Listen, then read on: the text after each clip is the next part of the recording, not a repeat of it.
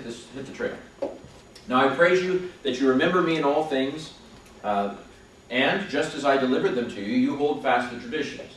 I don't know if the NIV has a problem with traditions. The NIV doesn't translate the word traditions here. It translates it as teachings.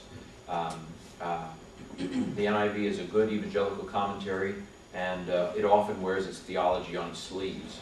And I don't know whether the avoidance of the word tradition here is because that sounds too Catholic or ritual. I don't know why, but anyway, it's traditions. You hold fast to the traditions that I delivered to you.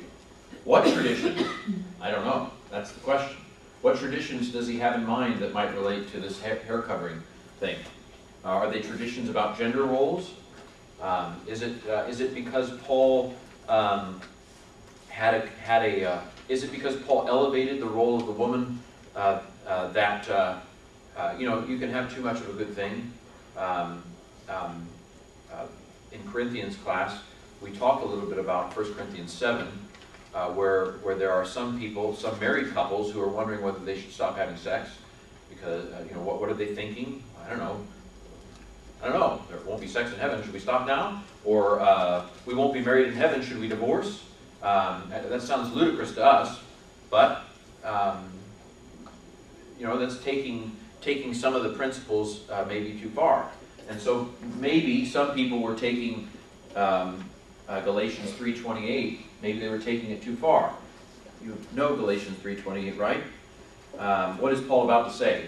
What traditions relate to what he's about to say about hair covering? You know Galatians 3:26 through 29. You are all sons of God in Christ Jesus, including you women. You are sons of God. For as many of you as were baptized into Christ, you put on Christ. There is not Jew or Greek. There is not slave or free. There is not male and female. You are all one in Christ Jesus. But if you are of Christ, then you are seed of Abraham and heirs according to promise. Now, I don't know whether it's the case or not. Some have suggested that this, because it's in a baptismal context, that maybe they said something like this before they baptized people. In Christ, there is not Jew nor Greek, there is not slave nor free, there is not male and female dunk. Now, I don't think we can prove that.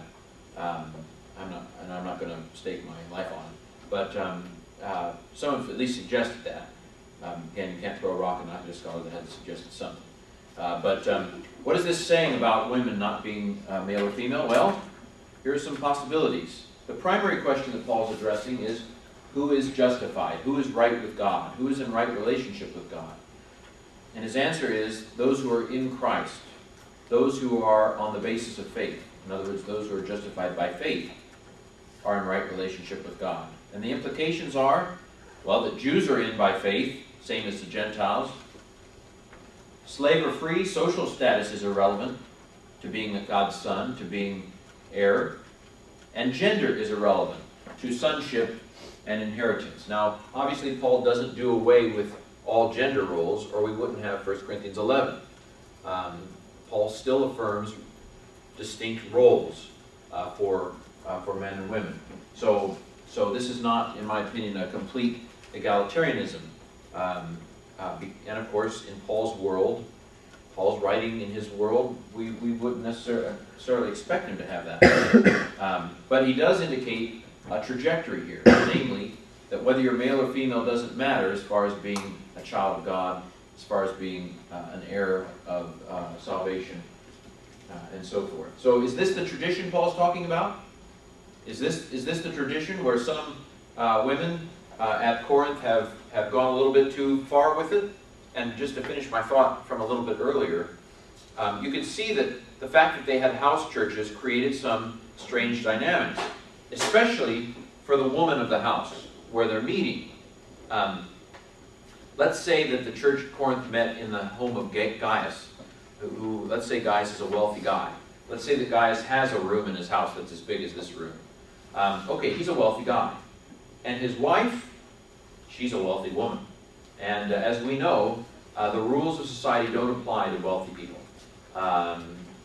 They get off of crime easier, it seems, than the rest of us. And they seem to be able to kind of do what they want. And this applied for wealthy women in the ancient world too. Yes, there were fairly well-defined roles for women in ancient culture. Wealthy women are often accepted. I mean, if you look at the mothers of Roman emperors and that sort of thing, these women, you know, some of them were actually controlling things behind the scenes. And of course, some of their sons killed them.